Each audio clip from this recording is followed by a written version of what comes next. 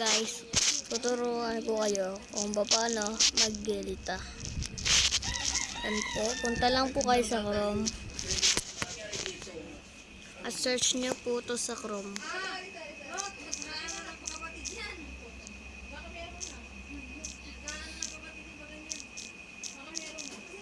Yan po, Delta Executor po, yan. Ay, tour pala po, tour. Executor pala po, yan po, yan po. Pindutin nyo lang po tong Delta Executor. Tsaka,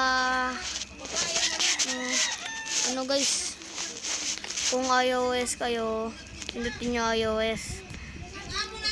Android kasi ako guys eh. Wala. Android. Scroll down nyo guys. Scroll down. Scroll down. Lang cancel natin yan guys. Scroll down. Okay. Ito. Kung nakita nyo to guys, click nyo yung download. Tapos free download. Yan ang langis ko. Sa tanong na ito ay sa ikas. Di ko na yan pinakakalaw ko sa kalipaan.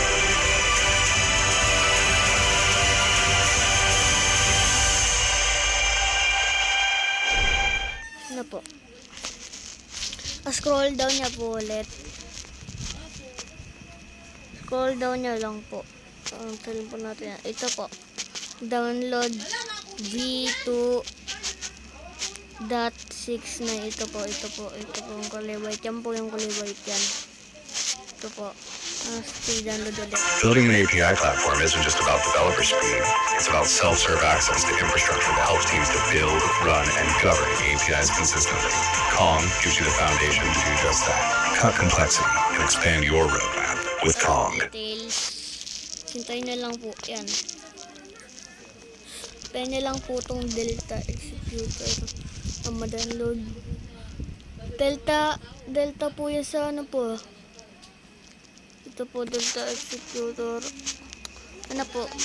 Meron na po kayong Delta Executor.